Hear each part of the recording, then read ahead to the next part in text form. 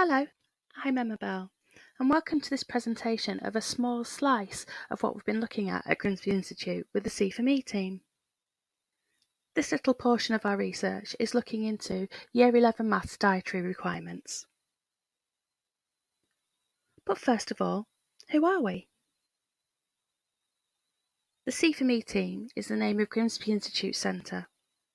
We wanted to make sure that we emphasise that for part of the programme. We're looking for excellence to help our RESIT learners and RESIT learners all over the country. Grimsby Institute is part of the recently formed Tech Partnership Group, and we've also merged with East Riding College this academic year. At Grimsby, we have around 13,000 enrolments, full and part-time, across all the vocations, and this includes T-levels. In this academic year, we had just under 1,000 GCSE maths entries at our Grimsby and Skegness centres. Grimsby Institute serves areas which rank very highly for economic, social and educational deprivation. In fact, Grimsby Institute recruits a large proportion of its learners from 3 wards which rank in the top 4 of these measures. And across Grimsby, unemployment is higher than both regional and national figures. So what was this research project looking for in particular? We wanted to be able to come up with some recommendations for secondary teachers to help those low attaining Year 11 students who they know will be passing on to GCSE RESIT at college. And we also wanted to come up with some resources to help teachers with those Year 11s progress into RESIT Maths and FE, whether it's secondary teachers or further education teachers. To further refine our research, we asked ourselves 2 sub-questions, which we kept on our radar throughout the project.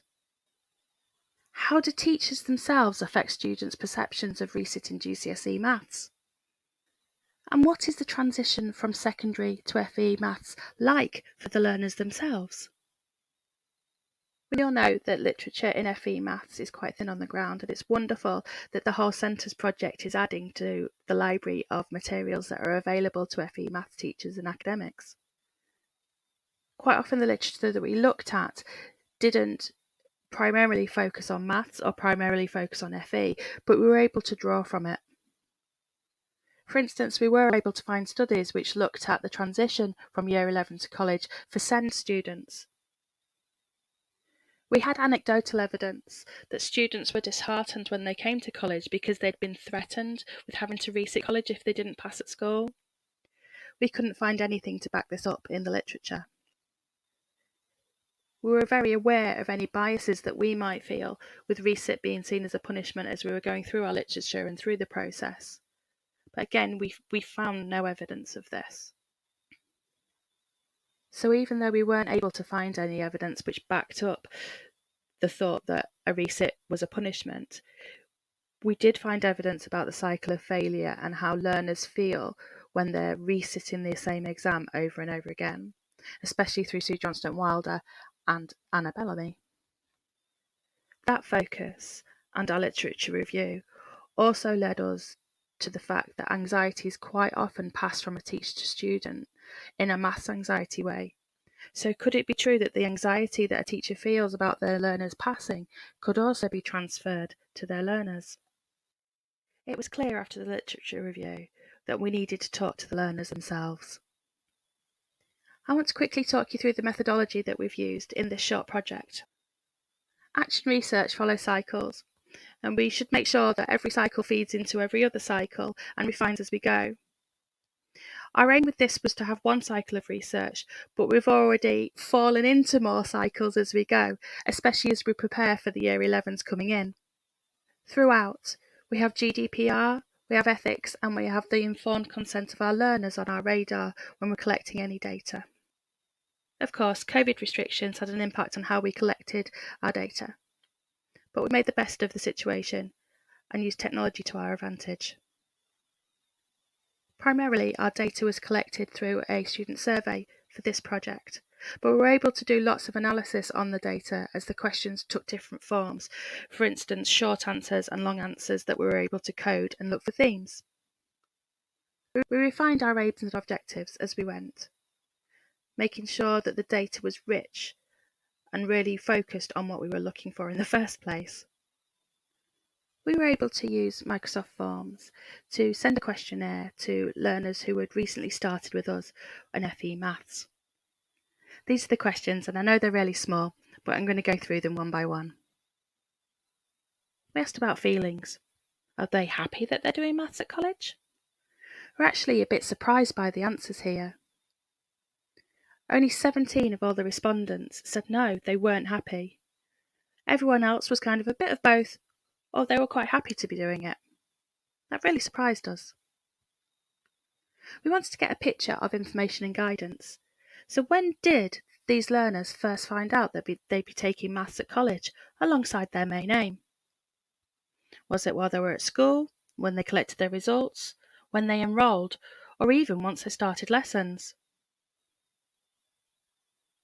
The vast majority said that they found out they'd be taking maths at college when they collected their results, which isn't surprising because once you've taken an exam, you kind of hope you've passed.